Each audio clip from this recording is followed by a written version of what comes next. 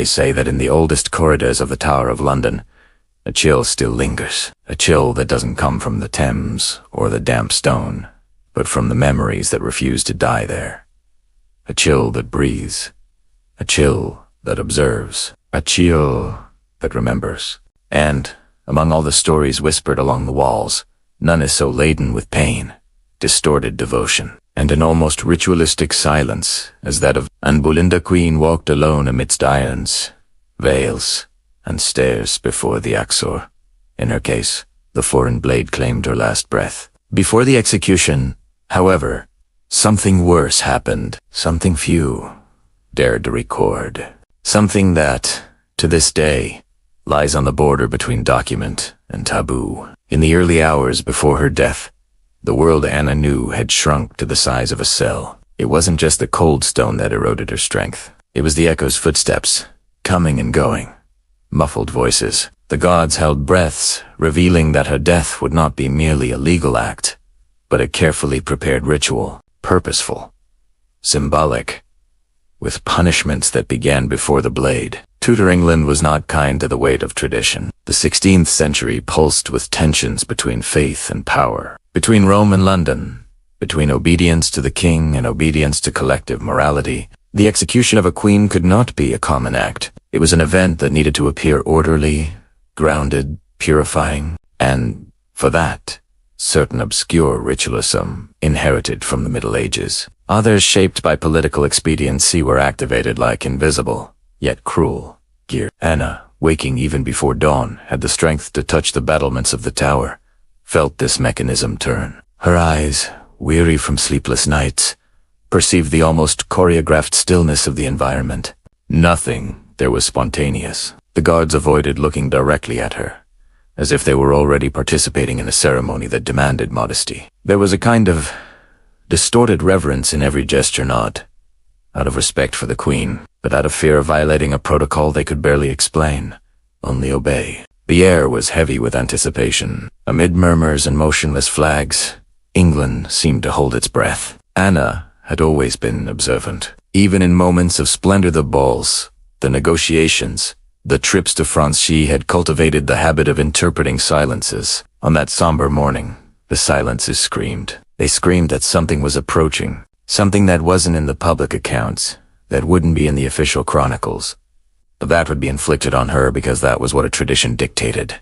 A tradition that insisted on reducing bodies to symbols. A younger guard, whose armor still seemed too large for his shoulders, opened a cell door with an almost ceremonial slowness. There were no words. Only the sound of rust sliding and the slight tremor of hands trying to appear steady. Anna, exhausted but proud, rose with a dignity that surprised even her tormentors.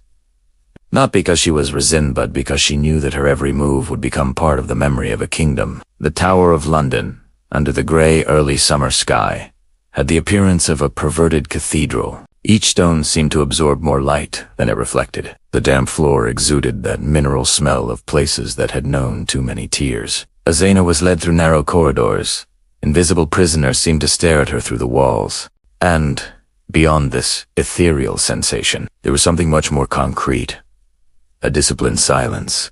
The kind of quietude that doesn't come from calmness, but from anticipation. Anna was aware that her death had been decided even before her trial. A detail known to historians, but far more cruel when seen from the inside.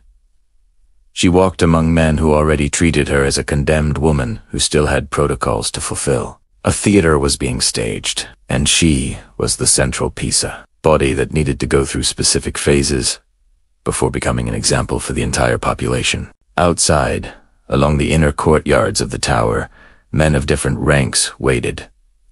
Some carried rolled-up scrolls, others cloth bags containing objects whose purpose Anna did not yet know. But, above all, they wore tense gazes as if what was about to happen was as forbidden as it was obligatory. The queen noticed that, further on, they had prepared a secluded space, protected by dark wooden partitions, almost forming an improvised enclosure. This enclosure was not part of the fortress's usual structures. It seemed temporary, secret, and precisely for that reason, unsettling. There, shadows moved discreetly, as if the mere existence of such a space already violated a pact of silence. that the monarchy was trying to preserve. The sun finally broke through the horizon, but the light brought no relief. On the contrary, it exposed what had previously been hidden in the shadows. Black fabrics hung from the fences, further reducing the luminosity. It was like entering a womb of ritualistic darkness. Anna stopped, not out of fear, but out of understanding. It was there that what history, out of modesty or convenience, would choose to forget, began. The men around her watched with a mixture of embarrassment and obligation. None dared explain what was to come. None dared utter the words that would transform her final mourning into a somber act of forced purification. Ritual reserved for those who, according to the authorities, had defiled not only the throne but the very order of the kingdom. The dark wooden door creaked, revealing an even more stuffy interior. Permeated with odors Anna couldn't identify, perhaps oil, perhaps herbs, perhaps something older and more unsettling. She took a deep breath, and he crossed the threshold. Because there, behind those dark curtains and that makeshift architecture, was the true prelude to his execution. When Anna took her first step into the dark room, the sensation was immediate. The air there had a different weight, as if it had been trapped for centuries, accumulating the breath of other condemned, people of other guilts, of other ceremonies, that never came to light. The space seemed smaller than it actually was, compressed by heavy, black curtains that absorbed the light instead of letting it pass through. The space was oppressively silent except for a faint metallic clinking that echoed somewhere to the left. Sound so soft it seemed more like a warning. The men who led her backed away, remaining at the door, not daring to cross the boundary. Their faces betrayed discomfort. There was none of the typical coldness of executioners accustomed to death. What troubled them was not the execution itself, but what preceded it, for it was something few witnessed and even fewer fully understood. A ritual rooted in old medieval Europe, sustained by dark interpretations of the laws of treason and adultery, practiced only when the crown desired it, to turn death into an example. And the example in terror. Anna stood alone in the center of that heavy silence. Her eyes adjusted to the dim light. She managed to make out objects scattered on a wooden table. Strips of white linen, metal containers holding dark oils, a small brazier still smoking. And what disturbed her most, a series of instruments whose function seemed ambiguous, almost ritualistic.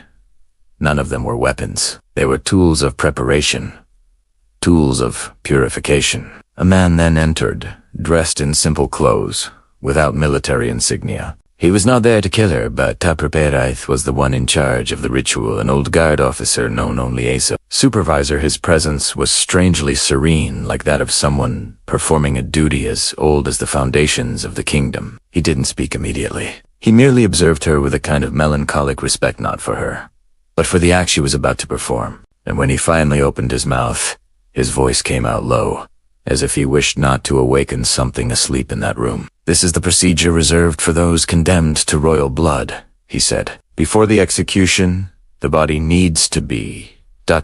prepared, so that the kingdom is not tarnished, so that the kingdom may not be defiled." The phrase echoed within Anna like an insult disguised as doctrine. The ritual originated from ancient beliefs that the death of members of the nobility carried spiritual stains, capable of contaminating the execution site. Thus, it was said that it was necessary to cleanse the condemned woman before justice was carried out, a practice that mixed superstition, customary law, and the political desire to transform the queen's body into a symbolic object. The ritual was not aimed at protecting Anne, it was aimed at protecting her kingdom. The supervisor approached slowly, carrying a small metal basin. The smell emanating from it was strong, herbaceous, almost suffocating. Anna recognized notes of rue, maroilles, and something more bitter. Perhaps oxcal substances associated for centuries with rites of bodily and spiritual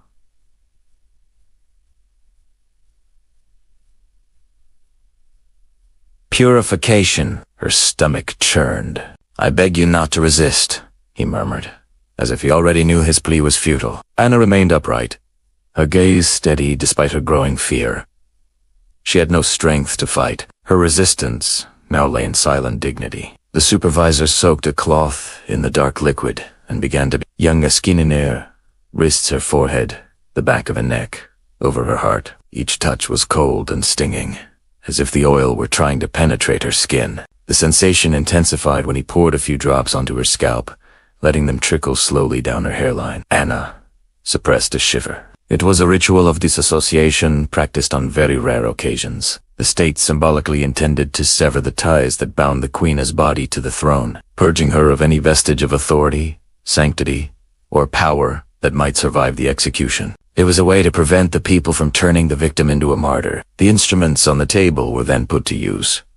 Strips of linen were tied around her ankles and wrists, not as a prison, but as a mark, a kind of sealing that indicated to the executioner that the execution had been preceded by the appropriate rites. It was a silent language among men who dealt with the death of illustrious figures. The supervisor then removed a small, disc-shaped metal object. He heated it in the brazier until it began to emit a reddish glow.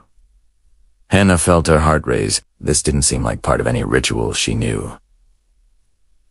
But it was. The disc wasn't meant to burn her, but to warm an ancient, pasty ointment that was to be spread over the condemned woman's chest and throat. The heat of the metal caused the aroma to rise, a dense, almost sweet perfume that enveloped her like a suffocating veil. The supervisor applied the substance carefully, murmuring words in Latin fragments of prayers adapted from ancient monastic practices, distorted over the centuries into a semi-official rite. With each touch, the air seemed to grow heavier. Anna began to feel detached from herself, as if her body was being slowly transformed into a ritual object, stripped of its identity.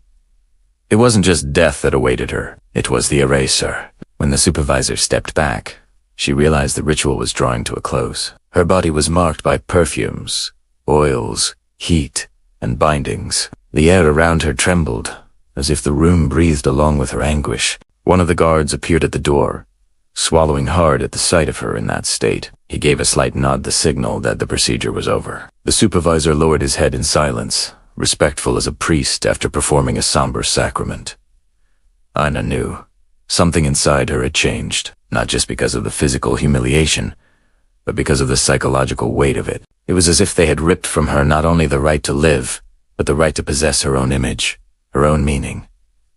The ritual was complete, and she was no longer seen as a queen, only as a body that would, in a few hours, walk towards the blade. When Anna left the darkroom, something within her had been ripped away more to opie modern strength. It was as if the ritual had stripped her of her very connection to the world. Her steps seemed not to belong to the ground, and each breath reached her like a distant echo, muffled by the sensations still burning on her skin. The thick oil left on her chest permeated the fabric of her dress, exuding an aroma that mingled with the cold London morning, making her walk not only visible but also perceptible to her sense of smell, a vestige of purification that purified nothing. Guards followed her in silence, not the rigid silence of duty, but the heavy silence of those who had just witnessed something that should not exist. Many of them had never seen the ritual reserved for those condemned to royal blood. And now, before the figure of Anne anointed, marked, enveloped in perfumes that seemed more like omens of death, it seemed as if they carried a specter beside them. The Tower of London was slowly awakening. Birds crisscrossed the gray sky, but their songs were muffled by the feeling that something solemn, somber, irrevocable was underway. Rumors of the execution had already spread through the walls. Servants and soldiers exchanged quick glances, murmuring fragments of doubt, fear, and expectation. But none dared mention the ritual. That was a secret, protecting the state, not the Queen Anna. Teetering on the brink of life and death, felt a growing numbness. The mixture of oils burned slightly on her skin, as if a physical trace of the ceremony continued to erode her last inner barriers. Her body temperature fluctuated between chills and waves of heat, and, for a moment, she had the strange sensation of disappearing not just to others, but to herself. That, after all, was the ultimate goal of the preparation, to erase the person before erasing the life.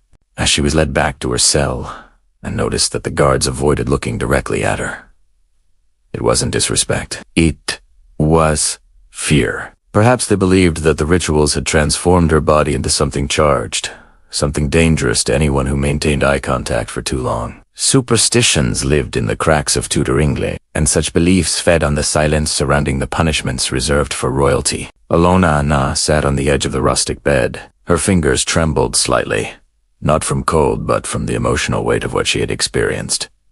She didn't cry. There were no more tears. Possibly, or perhaps the ritual had dried them up as well. What remained was the hazy memory of gestures, smells, and words murmured in Latin, now repeating themselves in her mind like echoes in the background of an abandoned cathedral. There, in that moment of fragile lucidity, Anna understood that her name would live on far beyond the blade that awaited her. But the woman, that intimate, sensitive, human figure, she would not survive. She would be replaced by the image the state had created. The adulteress, the traitor, the seductive witch. The ritual had been the final blow, not against her flesh, but against her identity. The morning passed slowly, and when the moment arrived, the guards returned to escort her to the scaffold. On the way, Anna passed again through stone corridors that seemed to watch her. Her senses were mixed. She did not know if it was the smell of the oil that still clung to her body or if the tower itself exhaled. The memory of the many who had expired there. Each step seemed heavier than the last, not from hesitation, but because she felt, almost palpably, that she carried history with her. The execution site was arranged with an almost reverent austerity. There were spectators, yes, but kept at a certain distance, not out of respect, but to ensure they witnessed without interfering. The French blade, gleaming and unerring, awaited its victim.